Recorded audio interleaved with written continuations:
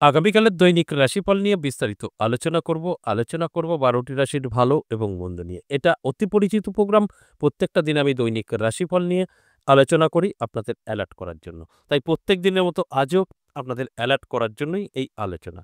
আগামীকাল ১লা আগস্ট শুক্রবার, অষ্টমী তিথি, সাধ্য যোগ ও জন্মরাশি তুলা। এবার ১২টি রাশিকে নিয়ে বিস্তারিত আলোচনা করব।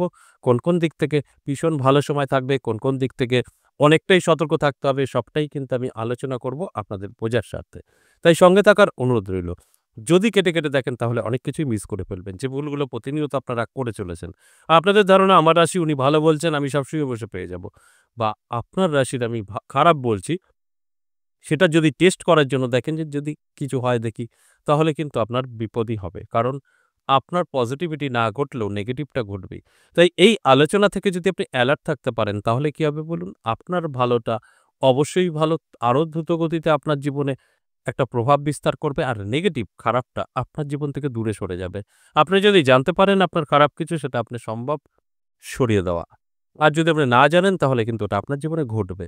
এটাই হচ্ছে আগে থেকে জানার লাভ। তাই আমি প্রত্যেকটা দিন আপনাদের জানানোর জন্যই এই আলোচনাগুলো করি।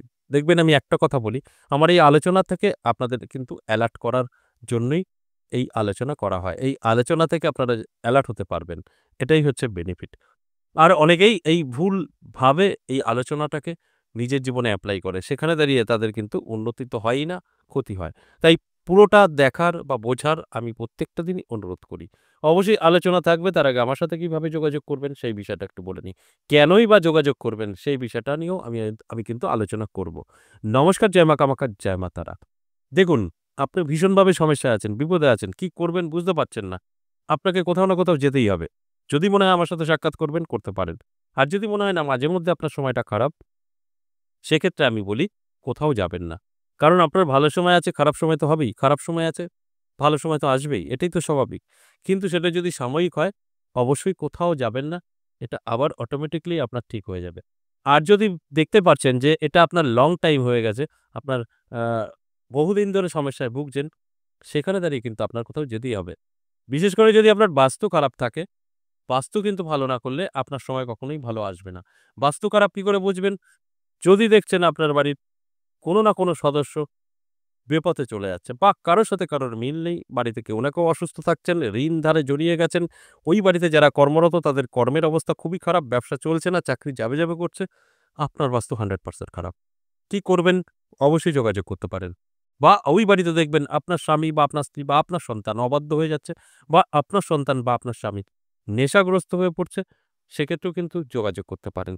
বা আপনি কোথাও অবৈধ প্রেমে ফেঁসে গেছেন, তাই বিচ্ছেদ করাতে চাইছেন, বা আপনার রিলেটিভ কেউ এরকম ফেঁসে গেছে, যেটা আমরা বলি অবৈধ প্রেম, ভালোবাসা, বিচ্ছেদ, বশীকরণ, শত্রু দমন, আপনাকে পিছু ছাড়ছে না শত্রু, আপনাকে বরবাদ করে দিয়েছে, শত্রু দমন। যদি মনে হয় এরকম সমস্যা আপনার আছে, তাহলে আমাদের সাথে যোগাযোগ করতে পারেন। কোথায় পাবেন? দুটো জায়গায় পাবেন। একটা আমার নিজের মন্দির নদিয়া বেইনগর, আরেকটা পাবেন তারাপীঠ। তারাপীঠ আপনাদের সকলেরই চেনা।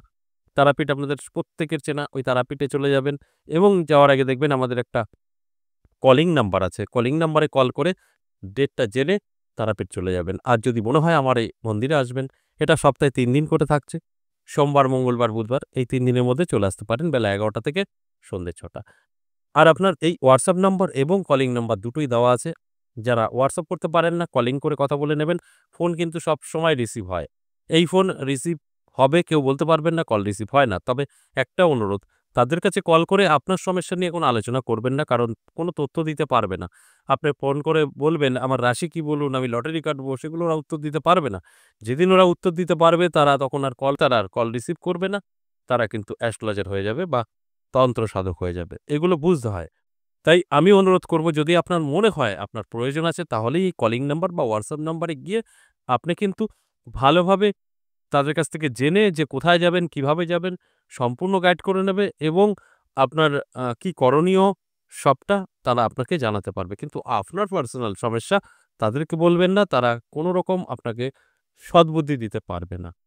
সেই বুদ্ধি নিতে হলে আমার সাথে সাক্ষাৎ করতে হবে। আর আমার সাথে সাক্ষাৎ করতে গেলে তাদের হাত আপনার ধরতে হবে। তারা যোগাযোগ মাধ্যম। অবশ্যই বুঝতে পেরেছেন। এবার আসি মূল আলোচনায়। আজকের আলোচনা দৈনিক রাশিফল। এই দৈনিক রাশিফল থেকে আমাদের জীবন অনেক কিছুই বদলাতে পারি আমরা। যদি জানতে পারি আগে থেকে আমাদের ভালো কিছু, সেটা আমরা গ্রহণ করতে পারি। আমরা যদি জানতে পারি আমাদের খারাপ কিছু, সেটা জীবন থেকে সরাতে পারি। এটা সম্ভব। তাহলে আসুন মেষ থেকে মিন এক, এক করে সেই রাশিগুলো বলি।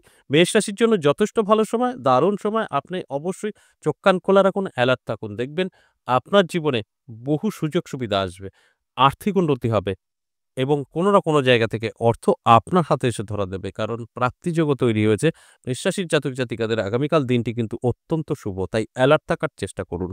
বৃষরাশির ক্ষেত্রে বলব অবশ্যই সাবধান থাকবেন। বৃষরাশির জাতক-জাতিকাদের খুব একটা ভালো সময় যাবে না। আপনার সময়টা কিন্তু অনেক হিসাব করে চলতে হবে। বেহিসাবি চললে আপনার কিন্তু বিপদ হতে পারে। তাই অবশ্যই আমার এই আলোচনা থেকে অ্যালার্ট হয়ে আপনি আপনার মতো করে চলার চেষ্টা করুন। নিজেকে একটু সংযত করে নিন, এমনি গুটিয়ে নিন। দেখবেন আপনি অনেকটাই ভালো থাকবেন। এই নেগেটিভ আপনাকে ছুঁতে পারবে না। এরপরে মিথুন রাশি যথেষ্ট শুভ পজিটিভ। মিথুন রাশির জাতক-জাতিকাদের ভাগ্যের পরিবর্তন অবশ্যই ঘটবে। বেকারদের বেকারত্ব দূর হবে এবং কর্মে সমস্যা যেগুলো ছিল সেগুলো কেটে যাবে। আপনার কর্মের জায়গা কিন্তু খুব ভালো হবে। এর জন্য অ্যালার্ট থাকতে হবে, চোখ কান খোলা রাখতে হবে এবং চেষ্টা পরিশ্রম দুটোই করতে হবে। তাই এই সবটাই যদি আপনি করতে পারেন, আপনি সম্পূর্ণভাবে সেফ থাকবেন।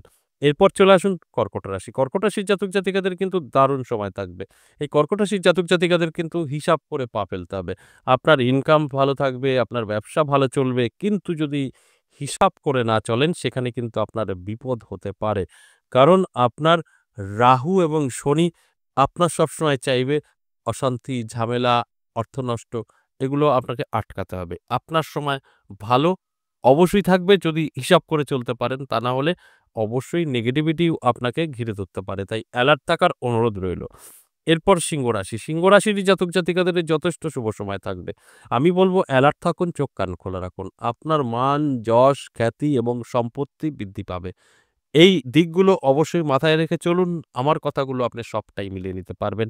আর যদি মনে হয় যে না যা খুশি হোক আমি শুনে নিলাম জাস্ট টাইম পাস, তাহলে কিন্তু ওই ভালো দিকগুলো আপনার নাও মিলতে পারে। আমরা সবসময় বলি নেগেটিভ কিন্তু ঘটবেই। ভালোটা কিন্তু আপনার উপরে নির্ভর করবে। কারণ আপনি যতক্ষণ এপ্লাই না করবেন ততক্ষণ তার ফল ভালো কিন্তু আসবে না। তাই অ্যালার্ট থাকার জন্যই আমার এই আলোচনা। এরপর কন্যা রাশি। কন্যা রাশির জাতক-জাতিকাদের যথেষ্ট শুভ সময় থাকবে। আমি বলব চোখ কান খোলা রাখুন, অ্যালার্ট থাকুন।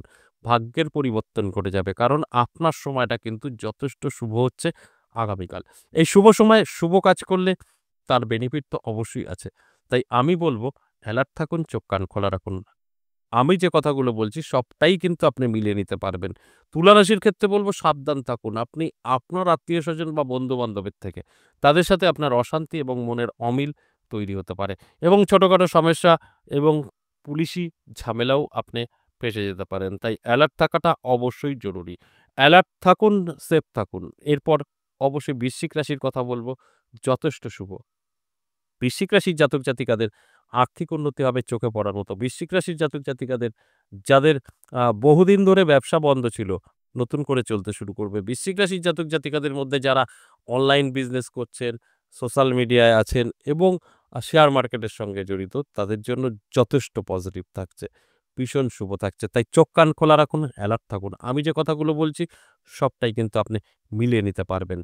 এরপর ধনুরাশি। ধনুরাশির জাতক-জাতিকাদের যথেষ্ট পজিটিভ থাকছে। প্রাপ্তিযোগ তৈরি হয়েছে, নানাভাবে প্রাপ্তি করতে পারে। সেক্ষেত্রে দাঁড়িয়ে অবশ্যই আমি বলব চোখ কান খোলা রাখুন, পুরো অ্যালার্ট থাকুন। দেখবেন আমার কথাগুলো আপনি মিলিয়ে নিতে পারবেন। কারণ আপনার কোনো না কোনো জায়গা থেকে কিন্তু অর্থ এসে হাতে ধরা দেবেই। কারণ প্রাপ্তিযোগে অর্থ আসবে এটাই স্বাভাবিক। এরপর মকর রাশি। খুব সাবধান থাকতে হবে। মকর রাশির জাতক-জাতিকাদের উটকো ঝামেলা এবং সাথে স্বাস্থ্য খারাপ এগুলো কিন্তু আপনি ফেস করতে পারেন। আপনার শরীরের অবনতি হতে পারে, মেডিসিন চলতে পারে। কারণ আপনার স্বাস্থ্য সাথ দেবে না। তার সাথে, সাথে শত্রুতা বৃদ্ধি, ছোটখাটো সমস্যায়ও ফেঁসে যেতে পারেন। অ্যালার্ট থাকুন। আমার কথাগুলো দেখবেন আপনি মিলিয়ে নিয়ে চললে এগুলো সবটাই আটকাতে পারবেন। আপনার সঙ্গে কিছুই ঘটবে না। এটা সম্ভব। এরপর কুম্ভ রাশি। কুম্ভ রাশির জাতক-জাতিকাদের যথেষ্ট পজিটিভ সময় থাকছে। আটকে থাকা কাজ ক্লিয়ার হবে।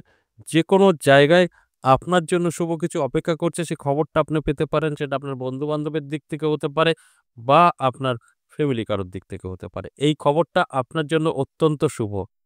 এরপর অবশ্যই আমি বলব আ সর্বশেষ যে রাশির কথা মীন রাশি। মীন রাশির জাতক জাতিকাদের কিন্তু আগামীকাল প্রাপ্তিযোগ তৈরি হয়েছে, সেটা ফাটকা থেকে, লটারি থেকে, সাট্টা থেকে, জুয়া থেকে আপনার ভাগ্য বদলাতে পারে। তাই সরাসরি বললাম আপনার কিন্তু অবশ্যই ভাগ্যের পরীক্ষা করার চেষ্টা করুন। ভাগ্যের পরিবর্তন কিন্তু ঘটতে পারে আপনার যদি মীন রাশি হয়ে থাকে। কারণ আপনার সময়টা আগামীকাল অত্যন্ত শুভ। এই যে মেষ থেকে মীন ১২ টি রাশিকে নিয়ে আলোচনা করলাম, এটা সম্পূর্ণ এভারেজ এবং সর্বজনীন। সেক্ষেত্রে দাঁড়িয়ে আপনাদের প্রত্যেকের সাথে মিলবে কখনোই আমি বলি না। 50% জাতক জাতিকাদের মিলবে, তারা সমস্ত দিক থেকে সাকসেস, আর 50% জাতক জাতিকাদের নাও মিলতে পারে। আজ এ পর্যন্তই, আবারও আসবো নেক্সট ভিডিও নিয়ে। ততক্ষণ ভালো থাকুন।